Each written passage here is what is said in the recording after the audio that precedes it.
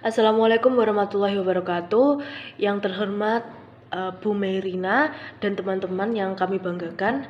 Pertama-tama marilah kita panjatkan puja dan puji syukur kehadirat Allah Subhanahu wa taala sehingga kita bisa melaksanakan presentasi meskipun dalam jaringan pada sore hari ini dalam keadaan sehat walafiat.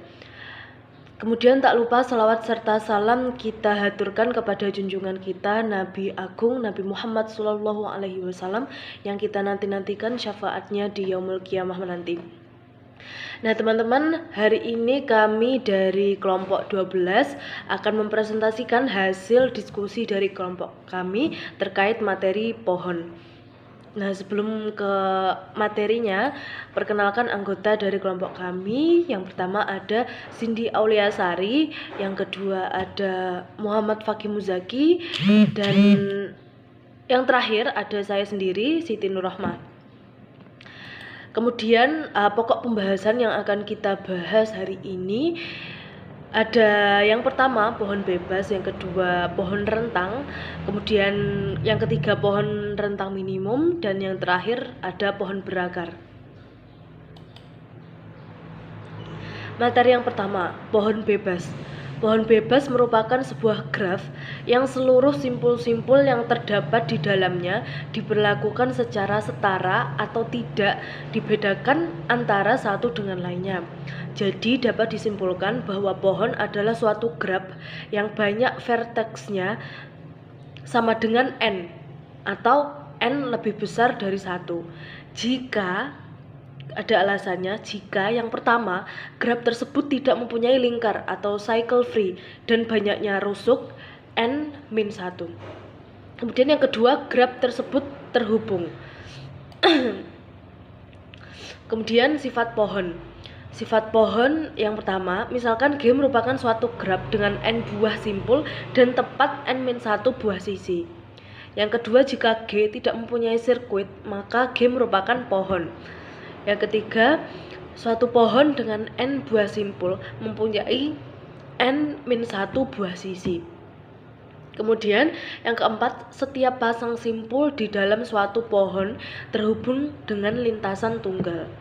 Kemudian yang kelima, misalkan G adalah graf sederhana dengan jumlah simpul n. Jika G tidak mengandung sirkuit, maka penambahan satu sisi pada graf hanya akan membuat satu sirkuit.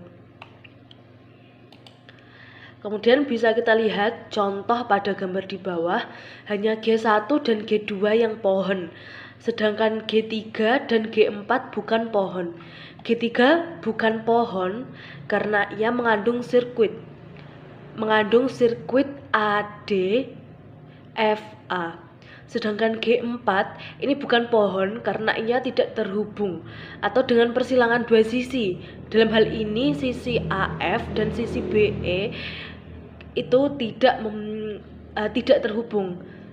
Karena itu titik silangnya bukan menyatakan simpul. Kemudian materi yang kedua, pohon merentang. Pohon merentang adalah subgraf G merupakan pohon dan mencakup semua titik G. Pohon merentang diperoleh dengan cara menghilangkan sirkuit di dalam graf tersebut. Yang kedua, pohon merentang dari graf terhubung adalah upagraf merentang yang berupa pohon.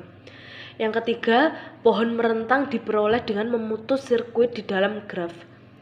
Kemudian yang keempat, setiap graf terhubung mempunyai paling sedikit satu buah pohon merentang. Kemudian yang kelima, graf tak terhubung dengan K komponen mempunyai K buah hutan merentang yang disebut hutan merentang atau spanning forest. Kemudian ini adalah gambar dari pohon merentang atau spanning tree. Bisa kita lihat ini G, T1, T2, T3, dan T4 ini adalah pecahannya dari G. Pokok pembahasan yang keempat adalah pohon merentang minimum atau minimum spanning tree. Pohon merentang minimum atau pohon rentang berbobot minimum adalah himpunan bagian dari himpunan garis-garis suatu graf berbobot tak berarah yang menghubungkan semua titik tanpa membentuk siklus dan dengan total bobot minimum. Dengan kata lain, adalah pohon merentang yang total bobotnya minimum. Masalah minimum spanning tree pertama kali diformulasikan oleh seorang ilmuwan Cekoslovakia, Octavia Borówka pada tahun 1926 yang melahirkan sebuah algoritma dikenal dengan Borówka's algorithm. Algoritma ini memberikan solusi dalam menentukan susunan jaringan kabel listrik yang paling ekonomis. Sejak saat ini, formulasi minimum spanning tree banyak diterapkan di berbagai masalah optimasi kombinatoris seperti masalah transformasi, desain jaringan telekomunikasi, sistem distribusi, dan lain sebagainya. Masalah-masalah tersebut pada umumnya dapat dibawa ke bentuk masalah program linear yang saat ini telah ditemukan oleh banyak metode untuk menyelesaikannya, antara lain algoritma waktu polinomial yang dikembangkan oleh Kruskal dan Prim. Terdapat beberapa algoritma yang dapat menentukan nilai minimum spanning tree. Salah satunya adalah algoritma Prim. Algoritma Prim adalah algoritma yang termasuk dalam suatu teori graf, dapat digunakan untuk mendapatkan hasil minimum spanning tree dari graf berbobot kemudian menghubungkannya dengan orientasi titik graf. Ada 3 tahapan cara kerja untuk mendapatkan minimum spanning tree dari sebuah graf berbobot dengan menggunakan algoritma Prim, yaitu 1. Menentukan atau memilih sisi atau edge pada graf G dengan bobot yang paling minimum, kemudian masukkan ke dalam himpunan T. Yang kedua, kemudian pilih sisi edge UV yang mempunyai bobot paling minimum lagi tetapi bersisian dengan simpul di T, tetapi UV tidak membentuk sirkuit cycle di T. Tambahkan sisi UV ke dalam T. 3. Ulangi langkah kedua sebanyak N-2 kali atau sampai tidak ada lagi sisi UV yang dapat dimasukkan lagi ke T dengan memperhatikan ketentuan pada langkah 2. Secara sederhananya, algoritma Prim terlebih dahulu akan memilih suatu sisi pada sebuah graf berbobot dengan bobot yang paling kecil atau minimum. Kemudian sisi pertama tersebut akan dimasukkan ke dalam sebuah himpunan tree. Selanjutnya akan dilihat sisi lainnya yang bertetanggaan dengan sisi awal tersebut dan memilih lagi sisi dengan bobot yang paling minimum tetapi tidak membuat sirkuit dalam T. Lalu mengulangi langkah yang sama sampai semua sisi pada graf tidak ada lagi yang dapat dipilih dengan mempertimbangkan ketentuan tersebut. Contoh pada gambar graf 1, 2, 3, 4, 5, 6 tersebut, kita akan menentukan minimum spanning tree dengan algoritma Prim.